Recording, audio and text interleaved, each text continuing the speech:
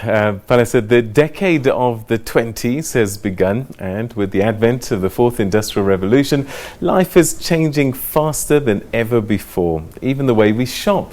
More and more, the shops are being visited using links online. Does this mean traditional physical stores are in for a significant reinvention?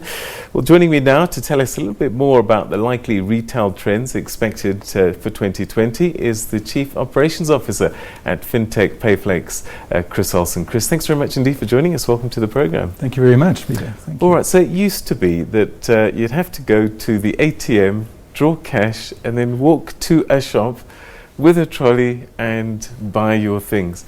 But that world has changed completely now. What is the shopper experience now in 2020? So I think we've seen an upsurge, obviously, in online purchasing. Yeah. And with that, obviously, the customer demand for better service, better after-sales service has grown as well.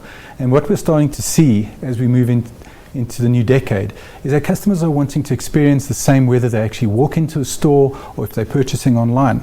So for instance, if they were to buy something online, they want to be able to say, right, I want the option of being able to go and exchange that at the store rather than having to go through this process of waiting for somebody to come and fetch it, having validated and so forth. So I think the customer is demanding more from this experience, and retailers are starting to pick up on this. So they're starting to create what we refer to as an omni-channel experience. Right. So what's going to happen is that you're going to see very little difference between what you will get online compared to what you will experience in store. One of the things I suppose I could use as an example is that if you go in store today and you want to buy yourself a new pair of shoes, you go to the teller, they don't ask you for your ID number and your address, etc., etc. So the retailer that can get that mix right online to have as few clicks as possible for the client to check out online is going to really lead the pack. So what you're telling me is even my online experience must become even more convenient than it is at the moment. Absolutely. Oh. You know, customers are becoming more alert around how something happens within store. And they want to have that online experience as well. So that interaction that they're having with the computer must be the same as that they're having with somebody in store. So a very personalized service, something that's really built around them as an individual. And that's key to the success of an online retailer. Or it's omni-channel, because I get a sense sometimes that you've got these big stores who happen to have an online edition. But what you're saying is that in the future, actually, it'll be one and the same. Absolutely. And you'll probably see a reduction in bricks and mortar from a lot of the retailers. I think even in today's economic environment, I don't think people want to get rid of jobs. What they're trying to do is shift it more to what the consumer is demanding. So it's actually creating more opportunity for those retailers to grow. And through these online experiences, what you're going to see is that a retailer that really gets that mix right will probably see their sales grow rather than diminish.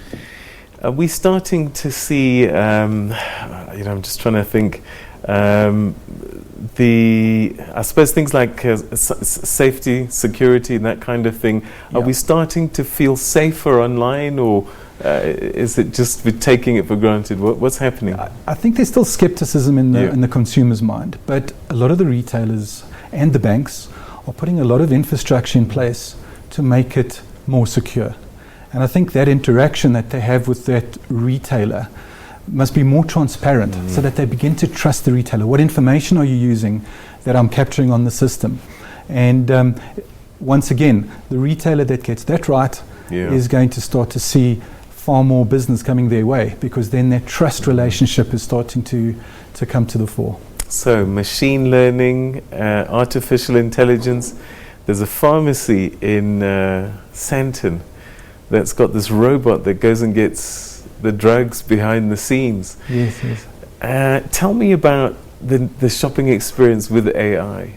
So the idea around that is to get an understanding of what the consumer is looking for. Okay, starting to kind of understand the search history, the previous purchasing history that the consumer has, so that product that they're trying to purchase is actually presented to them more than they're having to go and search for it. So I think it's about presenting the consumer with something that will interest them straight away, rather than having to go through a catalogue or an entire website to understand what is it that they want to purchase, but making sure that it's molded around that individual. So it's big data coming into play. Absolutely. And even on Google, everything that you do on Google is kept so that Google can actually present information to you that you've probably had a look at before, searched for before, and so forth.